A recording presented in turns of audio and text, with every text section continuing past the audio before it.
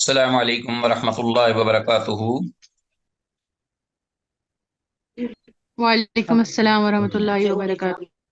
مرحبا بعودتکم ایھا الطلاب الکرام الی درس الحدیث من جدید فحیاکم اللہ، جزاکم اللہ احسن الجزاء فی الدنیا والآخرہ۔ اعین اللہ جل جلالہ ان یبارک لنا فی هذه العلوم وان یسهل علینا هذه الدروس۔ رب زدنی علما، رب اشرح لی صدری ویسر لی امری واحلل عقدۃ من لسانی یفقهوا قولی۔ رب یسر ولا تعسر واتمم بالخیر، رب ساحل ویسر ولا تعسر علینا یا میسر کل یسیر۔ عزیز طلباء، بحمد اللہ تعالی وبعونہ جل وعلا،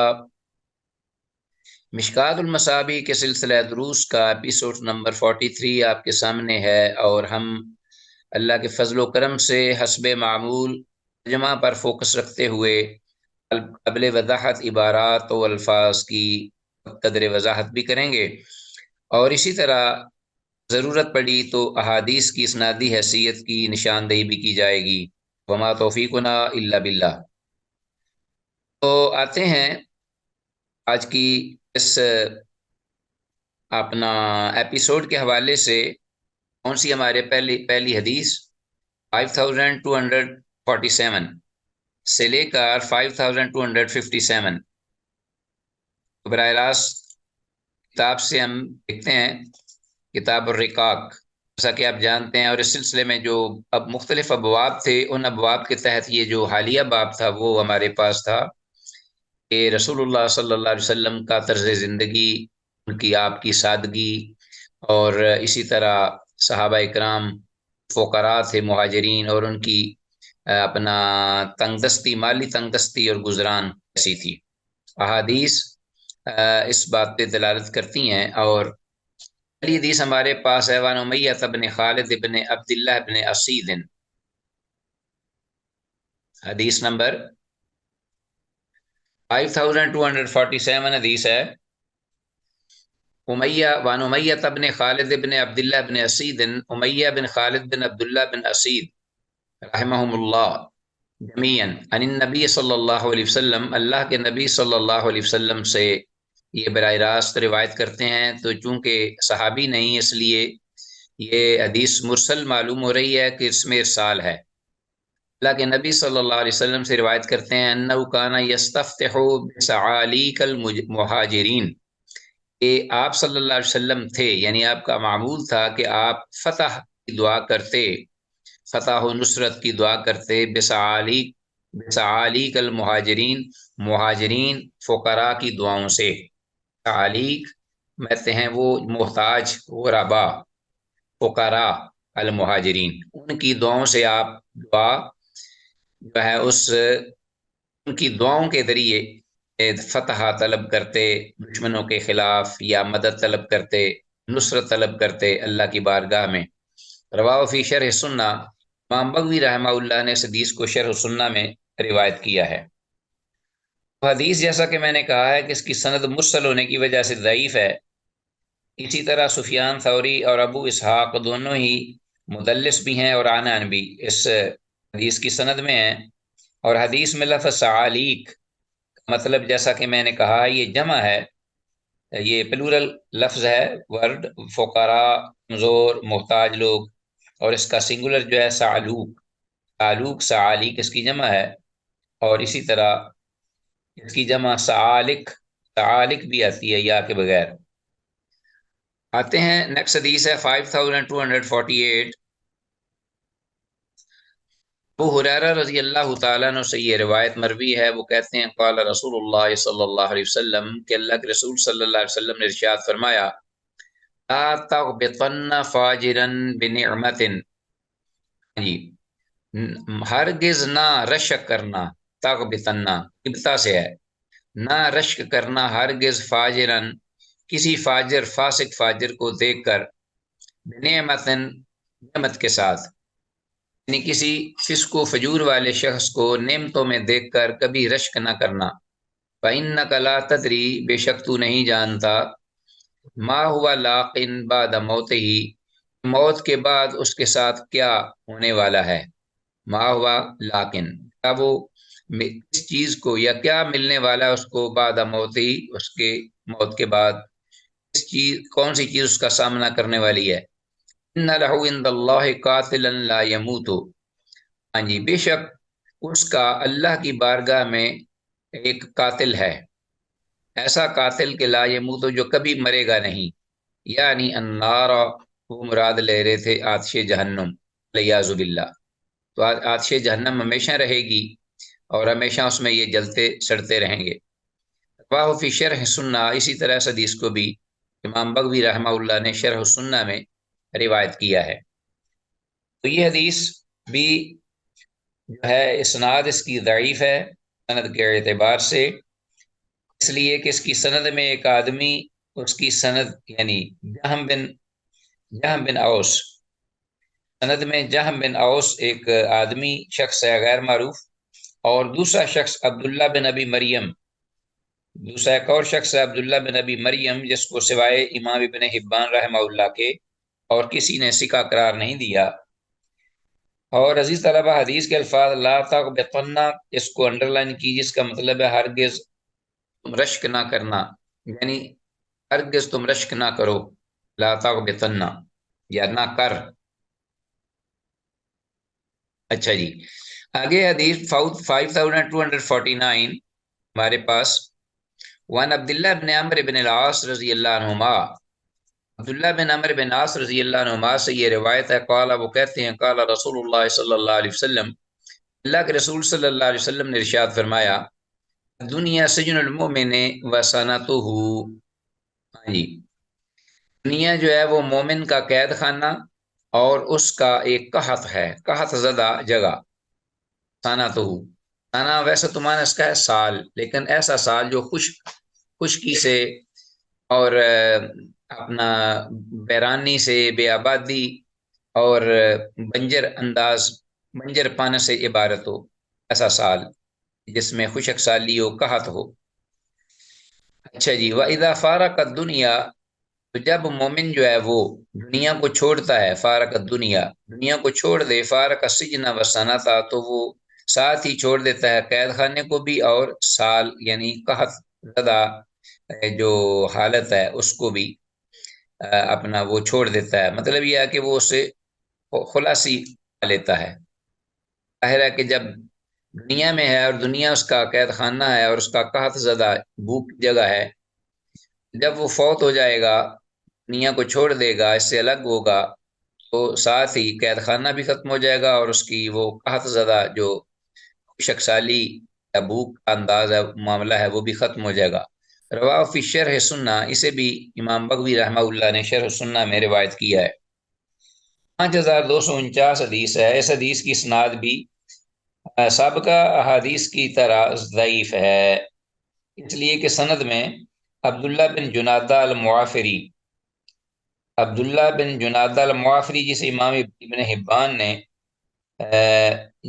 ابن حبان رحمہ اللہ کے علاوہ کسی اور نے ثقہ نہیں کہا، واللہ تعالی اعلی وعلم بالصواب۔ اور حدیث کی جو اپنا عبارت یا کلمات یا نص ہے وہ واضح ہے اپنے مفہوم میں۔ 5250 حدیث آ گئی، ون قتادہ بن النعمان، ہاں جی، سیدنا قتادہ بن نعمان رضی اللہ تعالیٰ عنہ سے یہ روایت مروی ہے، ان رسول اللہ صلی اللہ علیہ وسلم قال، اللہ کے رسول صلی اللہ علیہ وسلم نے ارشاد فرمایا، اذا احب اللہ عبدا، جب اللہ پسند کرتا ہے، محبت کرنے لگتا ہے اپنے بندے سے، حماہ الدنیا، اسے اللہ جو ہے وہ محفوظ کرتا ہے، اس کی حفاظت فرماتا ہے، اس طرح کما یذل احدکم، اس طرح کہ تم میں سے کوئی ایک، یذل احدکم، ہاں جی، کوئی تم میں سے کوئی ایک جو ہے، یحمی، بچاتا ہے، حفاظت کرتا ہے، سقیمہ، اپنے بیمار کو، الماء، پانی سے، رواه احمد و ترمذی، سے امام ترمذی اور امام احمد نے روایت کیا ہے۔ گویا کہ اللہ پاک جب چاہتے ہیں اپنے بندے کو محفوظ کرنا، بچانا، یعنی جب اس سے محبت کرتے ہیں تو اس کی حفاظت کرتا ہے گناہوں سے، اس کے اپنا جو گناہ کے کام ہیں، نافرمانی کے کام ہیں، وہ اور فساد و بغاوت کے جو اعمال ہیں اس سے اللہ تعالیٰ اس کی حفاظت کرتا ہے۔ اس طرح کے کما یذل احدکم یحمی، جیسا کہ تم میں سے کوئی ایک جو ہو جاتا ہے حفاظت کرتا، یحمی سقیمہ ہوا اپنے بیمار کی پانی سے، یعنی جس طرح کوئی شخص چلتے ہوئے بخار میں شخص کو پانی سے بچاتا ہے، ایسا اللہ اس کو بچاتا ہے۔ دنیا کے مال سے بھی سے مراد یہاں چونکہ اپنا کتاب الرقاق کے ضمن میں یہ حدیث آئی ہے، اس لیے نافرمانی کے ساتھ ساتھ یہ بھی ہے کہ اللہ اسے بچاتا ہے دنیا کے مال و منصب سے۔ دیکھیے نا، ہماہ دنیا، اب اللہ محبت کرتا ہے کسی اپنے بندے سے تو ہماہ دنیا تو اسے دنیا سے بچاتا ہے۔ دنیا میں تو وہ آلریڈی موجود ہے، دنیا سے بچانے کا مطلب کیا ہے؟ دنیا میں مال و متاع، دنیا کی زیب و زینت، دنیا کے عیش و آرام، سہولتیں، ٹھاٹ باٹ، غفلت کے جو وسائل و اسباب، اس طرح گناہ سارے اس میں شامل ہو جاتے ہیں۔ ٹھیک ہے کہ جی 5250 حدیث، حدیث کی سند صحیح ہے، اور حدیث میں لفظ ہماؤ اس کو انڈر لائن کیجئے، اس کا معنی ہے، لفظی معنی تو اس کا یہی ہے کہ اس شخص نے اس کو بچا لیا۔ ٹھیک ہے جی، تو اب نیکسٹ حدیث ہم پڑھ کے پھر نماز پڑھتے ہیں، مغرب کی اذان ہو چکی ہے۔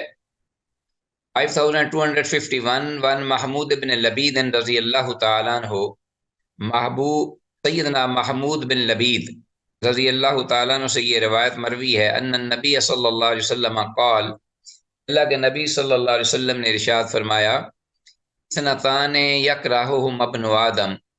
دو ایسی چیزیں ہیں کہ جس کو آدم کی اولاد یا آدم کا بیٹا یا اولاد آدم اس کو ناپسند کرتے ہیں، ان دونوں چیزوں کو۔ ایک تو یہ یکرہ الموت کہ وہ موت کو ناپسند کرتا ہے، ہر شخص شمول انبیاء اور رسول علیہ السلام، ہر کوئی یہی چاہتا ہے کہ میں موت سے بچوں اور میری زندگی لمبی سے لمبی، طویل سے طویل ہو۔ والموت خیر للمؤمنین من الفتنہ، جبکہ موت جو ہے وہ بہتر چیز ہے اہل ایمان کے لیے فتنے سے، فتنے سے وہ موت جو ہے وہ بہتر ہے۔ اچھا جی، آزمائش سے۔ اچھا، وَيَكْرَهُ قِلَّةَ الْمَالِ، اور وہ اسی طرح ناپسند کرتا ہے تھوڑے مال کو، ہمیشہ اس کی کوشش ہوتی ہے کہ مجھے سے زیادہ مال ملتا جائے، اور جب اگر ملے بھی زیادہ تو پھر اور اس کی خواہش بڑھ جاتی ہے، ہرس بڑھ جاتی ہے۔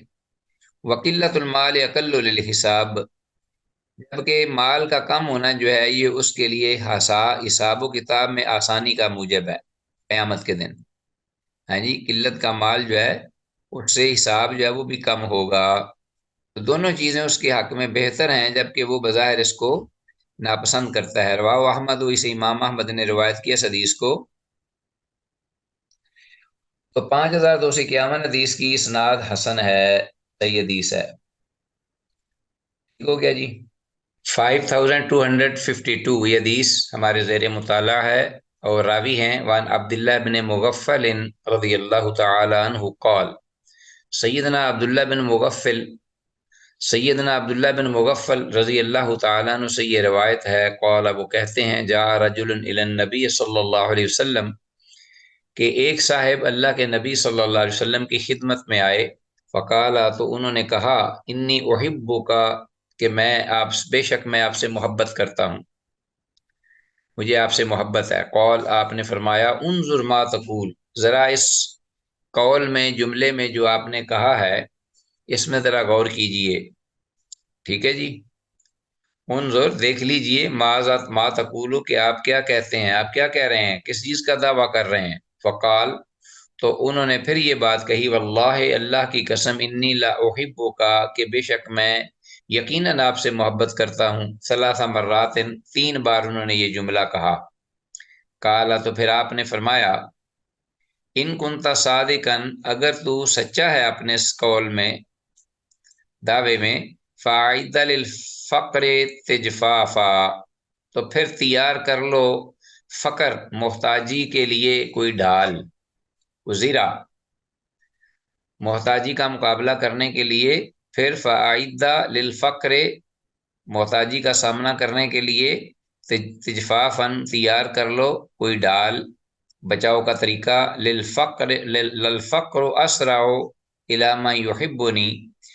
جو فقر ہے، تنگ دستی ہے، مالی خاص طور پر محتاجی، وہ تیز بھاگ کر آتی ہے الا اس شخص کی طرف، من یحبنی جو مجھ سے محبت کرتا ہے، من السیل اس سیل رواں سے بھی بڑھ کر، الا منتہا ہو یعنی اپنا اس کی طرف، الا منتہا ہو اس کی طرف، جو بندہ ہے جو محبت دعویٰ کرتا ہے میرے ساتھ محبت کا، تو اس کی جانب جو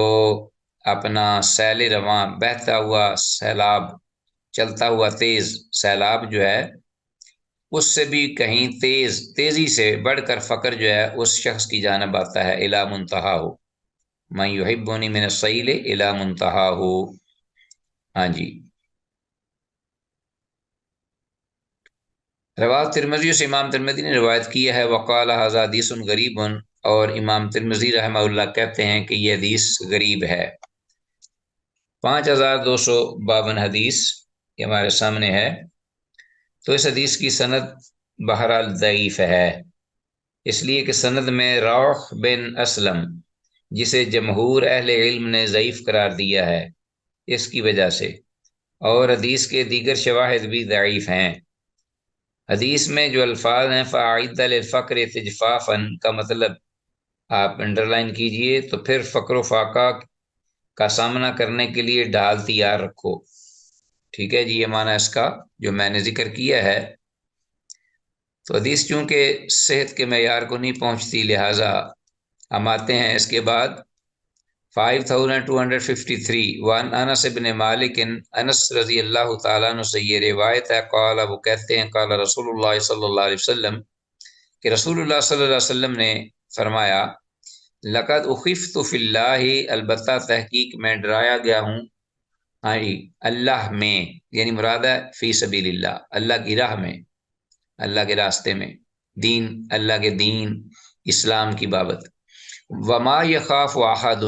جی، تو جتنا یا جس قدر مجھے اللہ کی راہ میں ڈرایا گیا ہے، وما یخاف احد، کوئی اور جو ہے وہ نہیں ڈرایا گیا، ہاں جی، وَلَقَدْ أُوذِيتُ، اور البتہ تحقیق میں اذیت دیا گیا، فی اللہ، اللہ کی راہ میں، وما یؤذی احد، اور اس حد تک کوئی بھی اذیت یا تکلیف نہیں دیا گیا اور کوئی میرے علاوہ۔ وَلَقَدْ أَتَتْ عَلَيَّ ثَلَاثُونَ مِن بَيْنِ لَيْلَةٍ وَيَوْمٍ، اور البتہ تحقیق آئے مجھ پر 30، ہاں، مجھ پر یہ کیا آئے، 30 دن رات، من بین لیلۃ و یوم، ہاں، 30 دن رات کا مراد ہے پورا ایک مہینہ، رات اور دن بشمول، مجھ پہ ایسے آئے گزرے کہ ومالی، ہاں جی، ومالی، اور نہیں تھا میرے لیے، والے بلال، اور میرے دو جو ساتھی بلال ہیں صحابی رضی اللہ عنہ، ان کے لیے تعامن، کوئی کھانا، کھانے کی چیز، یا کلو کہ وہ اس کو کوئی کھاتا، ذو کا بدن، ہر جگر والا، ہاں جی، تو 30 دن مجھ پہ رات اور دن ایسے بیتے کہ نہ میرے لیے کچھ، اور نہ میرے ساتھی بلال کے لیے کھانے کی کوئی چیز ایسی تھی کہ یا کل وضو کا بدن کی جس کو کھا سکتا ہو، جگر والا، جس کو میدے والا اس کو چھپ کھا سکتا ہو، الا شیء یواری ہے عیبت و بلال، مگر ایسی چیز یواری ہے عیبت و بلال، ہاں جی، اتنی کم مقدار میں، الا شیء، مگر یا سوائے اتنی کم مقدار میں کہ جو چھپا سکتی ہو اس کو، عیبت و بلال، بلال کی رضی اللہ عنہ کی بغل، یعنی جو اتنی اس حد تک چیز کھانے کو شاید ہو کہ یا ہوگی یا ہو سکتی تھی کہ جتنی کہ بلال رضی اللہ تعالیٰ عنہ کی جو بغل ہے اس میں کوئی نیچے چیز چھپ جائے، اتنی مقدار میں کھانے کی، اس کے علاوہ نہیں۔ روایت ترمذی، امام ترمذی نے اس کو روایت کیا ہے، وقالا، اور یہ کہا ہے کہ معنی ھذا الحدیث، ہاں جی، کہ اس حدیث کا مطلب یہ ہے امام ترمذی رحمہ اللہ نے وضاحت فرمائی ہے اس حدیث کو ذکر کر کے، روایت کر کے، کہ معنی حاضر حدیث، اس حدیث کا مطلب یہ ہے حقیقت میں کہ ہی نہ خارج النبی ہو حاربا من مکہ تھا، کہ جس وقت اللہ کے نبی صلی اللہ علیہ وسلم نکلے بھاگتے ہوئے مکہ مکرمہ سے، وماؤ بلال، اور آپ کے ساتھ بلال تھے رضی اللہ عنہ، تو انما کان ما بلال من الطعام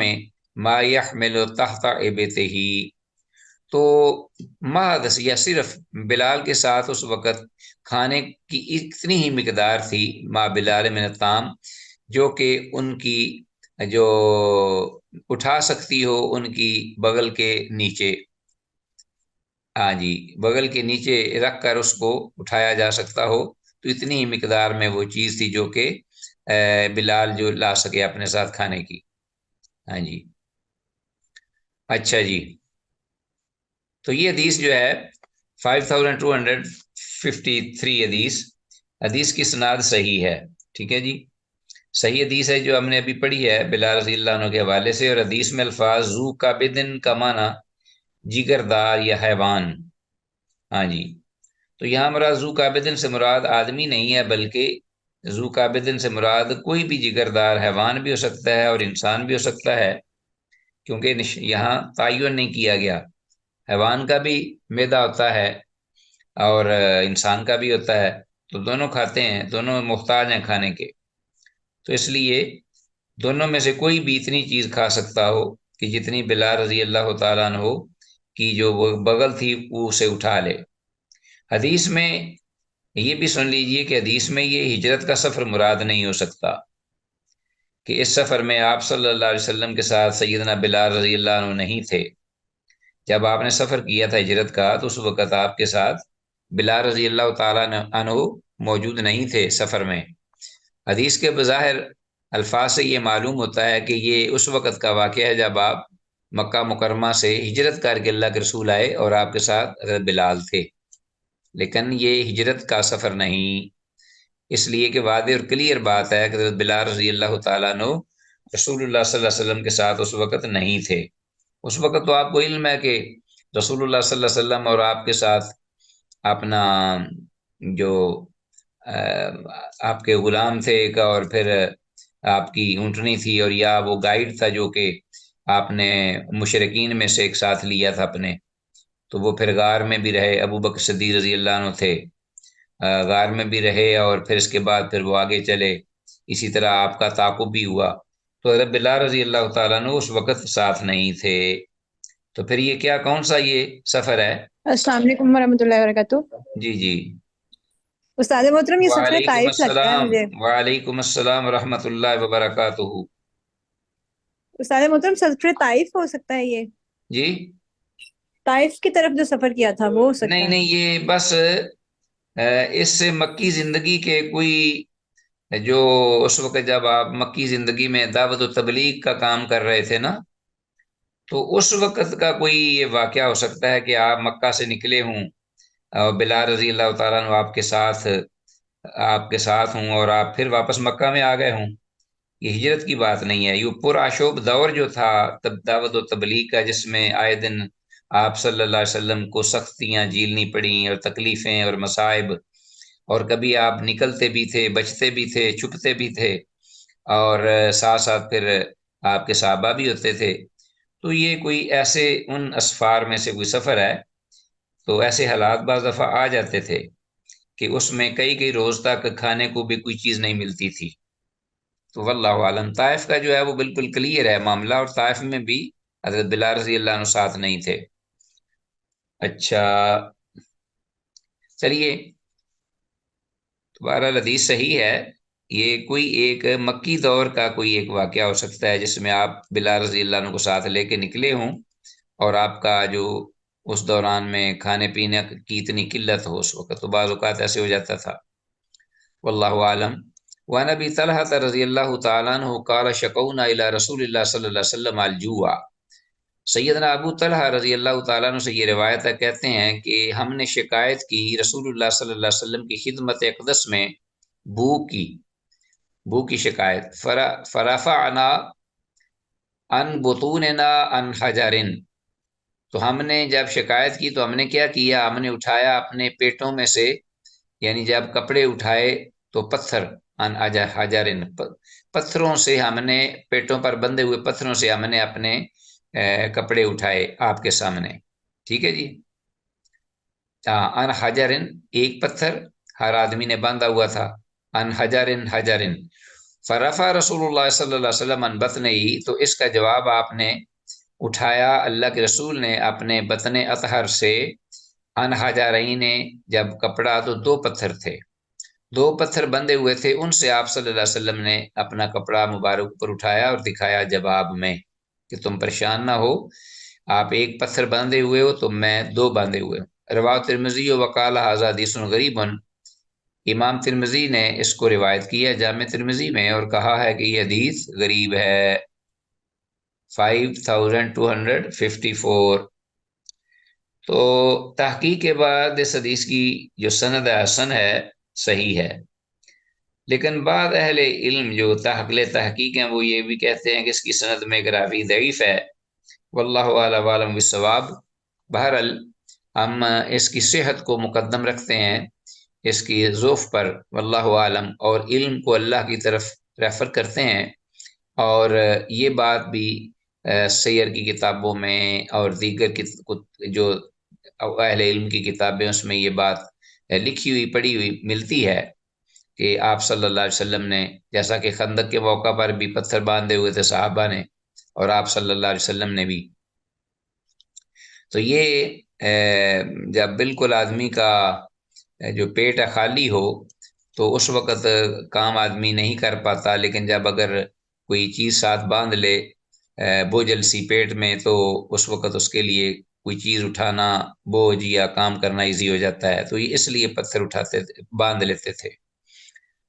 5255 حدیث آگے ہے ہمارے پاس۔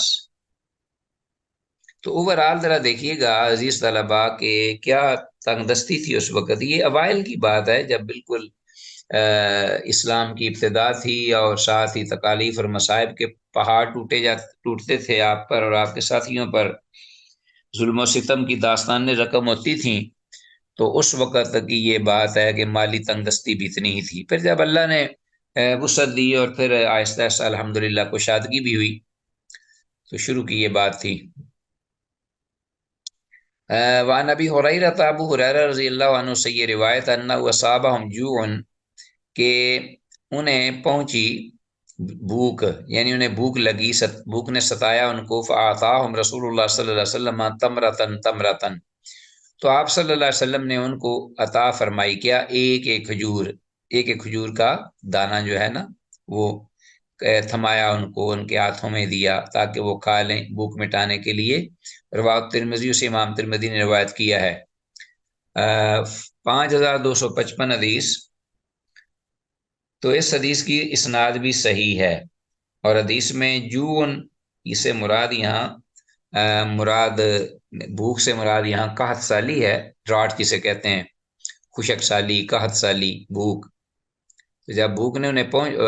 پایا ان کو، یعنی اصابہم جوع، تو مراد ہے قحط جب آیا، خشک سالی آئی، تو آپ صلی اللہ علیہ وسلم اس طرح ان میں بانٹتے تھے کھانے کے لیے چیزیں، ایک ایک کھجور ایک ایک فرد کو۔ وعن عمرو بن شعیب، عمر بن شعیب رضی اللہ تعالیٰ عنہ سے یہ روایت، عمر بن شعیب عن ابی عن جدہ، ہاں جی، عمر بن شعیب جو ہیں رحمہ اللہ، وہ اپنے باپ سے، اور وہ ان کے باپ جو ہیں وہ اپنے دادا سے رضی اللہ عنہ سے یہ روایت کرتے ہیں، اور وہ ان رسول اللہ، وہ رسول اللہ صلی اللہ علیہ وسلم سے مرفوع حدیث بیان کرتے ہیں، ٹھیک ہے جی، کہ قال، آپ نے فرمایا، خصلتان، دو ایسی خصلتیں ہیں، عادتیں، دو ایسی خصلتیں ہیں، من کان عطافی ہے، جس میں وہ دونوں خصلتیں ہوں، کتبہ اللہ شاکرا صابرا، تو اللہ پاک لکھ دیتا ہے اس کو اپنے ہاں شاکر اور صابر، یعنی اللہ پاک اس کو ٹائٹل دے دیتے ہیں شاکر اور صابر ہونے کا۔ اسی طرح من نظرہ، جو شخص دیکھے، فی دین ہی، اپنے دین کے معاملے میں، الی من وفوقہ، اس شخص کی جانب جو اس سے اوپر ہے، دین کے معاملے میں جو شخص اپنے سے اوپر کو دیکھے، فقتدی بہ، تو پھر اس کی اپنا اور اس کی اقتداء بھی کرے، یعنی اس کو فالو اپ کرے، ایسے شخص کو دیکھ کر جو اپنے سے اوپر ہے دین میں۔ تو وہ نظر فی دنیا ہو، اور وہ دیکھے اپنی دنیا کے معاملے میں الی من و دونہ، اس شخص کی جانب جو اس سے کم تر ہے، دنیاوی اعتبار سے جب دیکھے تو اپنے سے کم تر کی جانب،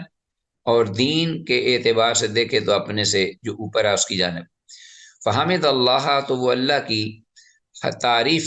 بھی کرے، ٹھیک ہے جی۔ تو فحمد اللہ، تو اللہ کی وہ تعریف بھی کرتا ہے، علامہ فضلہ اللہ علیہ، اس بات پر کہ جو اللہ نے اس کو فضیلت دی ہے اس شخص دوسرے شخص پر، یعنی دینی اعتبار سے۔ تو کتب اللہ شاکرا صابرا، تو اللہ اس کو لکھ دیتا ہے اپنے ہاں شاکر اور صابر، شکر گزار اور صبر کرنے والا۔ اور اس کے برعکس عزیز طلبہ، ومن نظر فی دین ہی، کہ جو شخص دیکھے دین کے معاملے میں، جو بھی شخص، عورت ہو مرد ہو، امیر غریب بادشاہ فقیر، من آ گیا، جو بھی دیکھے فی دین ہی، اپنے دین کے معاملے میں، الی من و دونہ، جو اس سے کم تر ہے، اپنے سے کم تر کی جانب دیکھے دین کے معاملے میں، ونظر فی دنیا و الی من و فوقہ، اور دیکھے اپنا اس جانب کی، اس دنیا، اپنی دنیا کے معاملے میں اس شخص کی جانب دیکھے جو اس سے برتر ہے، فوقہ، اوپر ہے۔ فاسف علی ما فاتہ منہ، اور پھر اس کے بعد اظہار افسوس کرے، فاسفہ علی ما فاتہ منہ، اس بات پر کہ جو اس سے وہ چیز چھن گئی، رہ گئی ہے، یہ دوسرے دوست کو مل گئی اور اس سے چھن گئی، اسے وہ نہ مل سکی۔ فاسف علی ما فاتہ منہ لم یکتبہ اللہ شاکرا صابرا، تو اللہ ایسے شخص کو اپنے ہاں شاکر و صابر نہیں لکھتا، یعنی اس کو اس فہرست اللہ رب العالمین نکال دیتے ہیں۔ رواہ ترمذی، سے امام ترمذی نے روایت کی ہے اپنی جامع ترمذی میں۔ تو یہ حدیث جو ہے آگے ذکر ہے حدیث طلبہ، وذکر حدیث ابی سعید، ابو سعید خدری رضی اللہ تعالیٰ عنہ کی جو حدیث ہے یہاں تھی پہلے، اور کون کہہ رہے ہیں؟ صاحب مشکات المصابیح۔ وہ کیا الفاظ تھے؟ اب شروع یا معاشر صعالیق المہاجرین، کہ خوشخبری حاصل کرو اے فقراء مہاجرین کی جماعت، اے فقراء مہاجرین کی جماعت، خوشخبری حاصل کرو۔ یہ حدیث جو ابو سعید خدری رضی اللہ عنہ کی یہاں تھی، وہ فی باب بعد فضائل القرآن، تو وہ ذکر کی گئی ہے فضائل، فی باب فضائل قرآن کے بعد جو باب ہے اس میں، ٹھیک ہے جی، فضائل قرآن کے بعد جو باب ہے اس میں یہ حدیث جو ہے،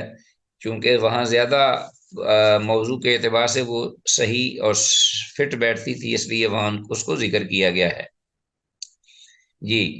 تو یہ حدیث جو ہے سند کے اعتبار سے ضعیف ہے، 5256 جو ابھی ہم نے پڑھی ہے، اور حدیث کی اپنا سند چونکہ ضعیف ہے، اور وجہ اس کی یہ ہے کہ اس کی سند میں مثنی بن الصباح ضعیف راوی ہے، مثنی بن الصباح ضعیف راوی آیا ہے، اور حدیث میں لفظ فآسفہ سے مراد ہے مانا، تو اس شخص نے افسوس کیا ہو، ٹھیک ہے جی۔ تو یہ حدیث، اس کے بعد الفصل الثالث، اسی باب کی تیسری فصل آئی ہے ہمارے پاس، اور پہلی حدیث ہمارے پاس ہے 5257، 5257، عن ابی عبد الرحمن الحبلی، ابو عبد الرحمن الحبلی، عن ابی عبد الرحمن الحبلی رضی اللہ عنہ قال،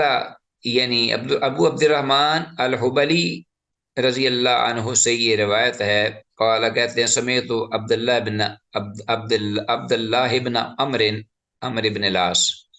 کہتے ہیں کہ میں نے سنا عبداللہ بن عمر بن عاص رضی اللہ عنہما سے، وسألہ رجل، اور ان سے ایک آدمی نے پوچھا، وسألہ رجل، کن سے؟ عبداللہ بن عمر بن عاص سے، قال، وہ کہنے لگا، السنا من فقراء المہاجرین، کیا ہم فقراء مہاجرین فقراء میں سے نہیں ہیں؟ ٹھیک ہے جی، کون مسئول کون ہے؟ عبداللہ بن عمر بن عاص رضی اللہ تعالیٰ عنہما۔ ایک آدمی نے پوچھا، قال السنا، کیا نہیں ہے ہم من فقراء المہاجرین فقراء محتاج مہاجرین میں سے ہمارا شمار نہیں ہے۔ فقال له عبداللہ، تو اس کے جواب میں عبداللہ رضی اللہ عنہ کہتے ہیں الاکا امراتن تاوی علیہا، کیا تیری بیوی ہے کہ جس کی طرف تو قرار پکڑتا ہے؟ ہاں جی، کیا تیری کوئی بیوی ہے گھر میں جس کے ساتھ تو زندگی بسر کرتا ہے اور جس کے ساتھ تو اپنا جگہ پکڑتا ہے، جس کے ساتھ تو قرار پکڑتا ہے؟ قال، کہنے لگا نام، ہاں ہے، بیوی ہے میرے پاس۔ قال، تو پھر انہوں نے یہ کہا کہ اللہ کا مسکن تسکنہ، کیا تیرا گھر ہے جس میں تو سکونت رکھتا ہے، جس میں تو ٹھہرا اپنا بستا ہے؟ تسکنہ، قال، تو اس نے کہا نعم، ہاں۔ قال، تو پھر انہوں نے آگے سے جواب دیا کہ فانت من الاغنیا، پھر تو اغنیا یعنی دولت مند لوگوں میں سے ہے، یعنی اگر یہ دو چیزیں آپ کے پاس، گھر بھی ہے بیوی بھی ہے، تو پھر کس چیز کی کمی ہے؟ فانت من الاغنیا۔ قالا، تو اس شخص نے آگے سے یہ بھی کہہ دیا کہ فإن لی خادما، میرے پاس تو ایک خادم بھی ہے، نوکر بھی اس کے علاوہ، جو میرا کام کاج بھی کرتا ہے۔ قالا، تو پھر انہوں نے فرمایا، کون ہے؟ عبداللہ بن عمر رضی اللہ عنہما کہتے ہیں فانت من الملوک، پھر تو بادشاہوں میں سے ایک بادشاہ ہے۔ قال عبد الرحمن، اب عبد الرحمن جو ہیں وہ کہتے ہیں، جیسے یہاں سے مراد ابو عبد الرحمن نہیں ہے، بلکہ جو راوی ہیں ابو عبد الرحمن شروع میں وہ ہیں، غلطی سے ابو نہیں لکھا گیا۔ قال عبد الرحمن نہیں، ابو عبد الرحمن کہتے ہیں اس پر وجاء ثلاثۃ نفر الی عبداللہ بن عمر، اور آئے تین لوگ ثلاثۃ نفر عبداللہ بن عمر بن عاص رضی اللہ عنہما کے پاس آئے، ٹھیک ہے جی، تین آدمی جو ہیں وہ آئے عبداللہ بن عمر بن عاص رضی اللہ عنہما جی۔ تو ہم بیان کر رہے تھے اس حدیث کو، وجاء ثلاثۃ نفر الی عبداللہ بن عمر، اور آئے تین آدمی عبداللہ بن عمر بن عاص رضی اللہ عنہما کے پاس، وانا عندہ، اور میں ان کے پاس تھا۔ کون کہہ رہے ہیں؟ ابو عبد الرحمن ابلی۔ تو فقالو، تو انہوں نے یہ کہا، یا ابا محمد، اے ابو محمد، انا واللہ، بے شک ہم، اللہ کی قسم، ما نقدر علی شیء، ہم نہیں قدرت رکھتے کسی بھی چیز پر، ہاں جی، یعنی ہمارے پاس کچھ نہیں، لا نفقت، نہ ہی کوئی خرچ کرنے کی چیز ہے، ولا دابت، اور نہ ہی کوئی سواری کا جانور ہے، ولا متاع، اور نہ کوئی اور چیز اس کے علاوہ، وہ مال و متاع، ٹھیک ہے، دنیا کے سامان میں سے۔ فقال لهم، تو اب عبداللہ بن جو عمر رضی اللہ عنہما تھے، انہوں نے ان کو کہا، وہ تین آدمی جنہوں نے یہ بات کہی، ما شئتم ان شئتم رجعتم الینا، اچھا جی، ہاں جی، آگے انہوں نے یہ فرمایا، جب یہ پتہ چلا کہ ان بیچاروں کے پاس کچھ بھی نہیں، تو انہوں نے آگے سے یہ فرمایا، معاشے تم کیا چاہتے ہو؟ انشے تم رجا تم لینا، اگر تم کچھ چاہتے ہو، انشے تم شیئن اصل میں تھا،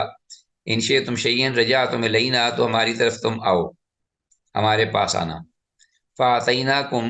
ہم تم کو کچھ دیں گے، ما یسر اللہ لکم، جو بھی اللہ آسانی کرے گا، جو بھی اللہ میسر فرمائے گا لکم، تمہارے لیے، اللہ جو بھی تمہارے لیے مقدر اور میسر فرمائے گا، ہم تم کو وہ چیز دیں گے، تم ہمارے پاس آنا۔ وَإِن شِئْتُمْ، اور اگر تم چاہتے ہو، ذکرنا امرکم للسلطان، تو ہم ذکر کرتے ہیں تمہاری بابت، یعنی تمہاری اس مفلسی اور محتاجی کی بابت، اس معاملے کو لسلطان، بادشاہ کے سامنے، سلطان کے سامنے، حاکم وقت کے سامنے، ہم یہ جو ہے وہ ذکر کرتے ہیں۔ وَإِن شِئْتُمْ، اور اگر تم چاہتے ہو، صبرتم، تو اگر تم چاہو تو صبر کر لو، صبر تم، یعنی نہ ہم تمہارا معاملہ جو ہے وہ بادشاہ کے پاس ذکر کرتے ہیں، اور نہ ہم تمہیں کچھ دیتے ہیں، بلکہ تم صبر کرو، استقامت اختیار کرو، اس لیے کہ فإنی سمعت رسول اللہ صلی اللہ علیہ وسلم یقول،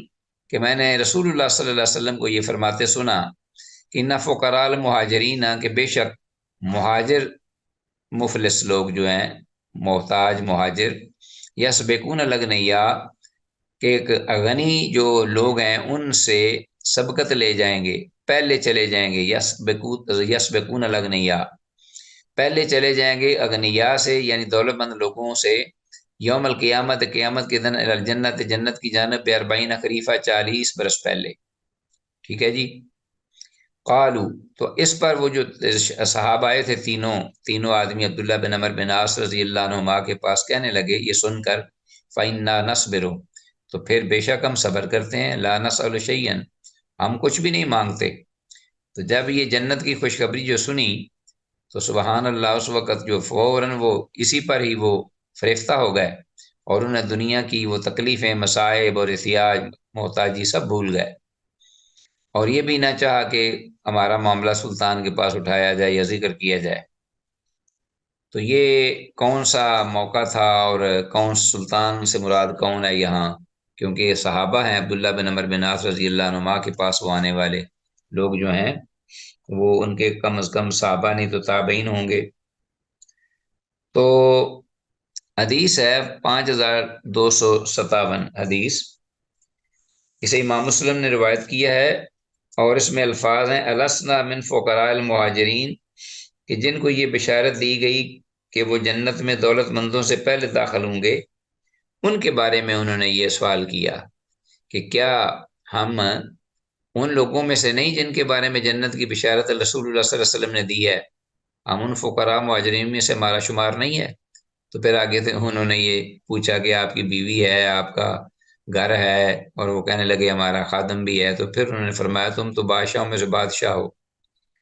یہ فقراء والی بات نہیں ہے۔ تو مشکا اسی طرح جو میں نے بات کہی ہے ابو عبد الرحمن والی، یہ لفظ جو عبد الرحمن لکھا ہوا ہے، حالانکہ جی عزیز طلبہ آتے ہیں اس حدیث کی جانب، ہمارے پاس 5257 حدیث تھی، اس کا ہم مطالعہ کر رہے تھے۔ تو اس کی وضاحت یہ کر رہے تھے ہم کہ ایک تو اس میں یہ جو اوپر ذکر آیا ہے حدیث کے اندر کہ قال عبد الرحمن، حالانکہ جو راوی ہے وہ ابو عبد الرحمن الحبلی ہے، ٹھیک ہے جی، جیسا کہ ہم نے یہ شروع میں پڑھا ہے، دیکھیے عن ابی عبد الرحمن الحبلی۔ تو یہاں غلطی سے کاتب جو ہے اس نے عبد الرحمن لکھ دیا، حالانکہ یہ ابو عبد الرحمن۔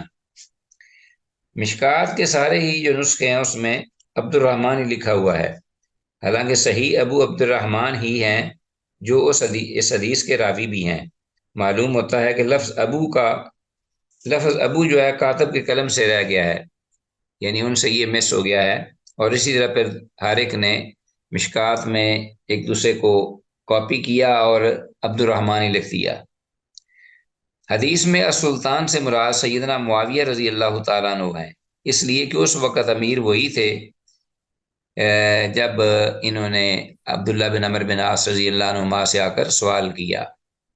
بلکہ عبداللہ بن عمر بن عاص جو ہیں یہ ان کے خاص گورنر بھی تھے۔ تو انہوں نے اس لیے یہ بات کہی کہ وہ تمہارے ساتھ اچھا سلوک کریں گے امیر معاویہ، اور ان سے ہم بات کرتے ہیں آپ کی بابت، شاید آپ کا کوئی وظیفہ روزینہ بھی مقرر کر دیں۔ تو یہ بات تھی۔ تو اس کے ساتھ ہی عزیز طلبہ ہمارا آج کا یہ جو لیسن ہے اللہ کی توفیق سے یہ اختتام پذیر ہوا، اس دعا کے ساتھ کہ جو کچھ کہا سنا ہے اللہ تعالیٰ اس پہ عمل کی توفیق عطا فرمائے۔ اگر کوئی آپ کے پاس کچھ سوال یا کوئی آپ کے ذہن میں کوئی ہے استفسار تو آپ کر سکتے ہیں 1-2-3 منٹس میں۔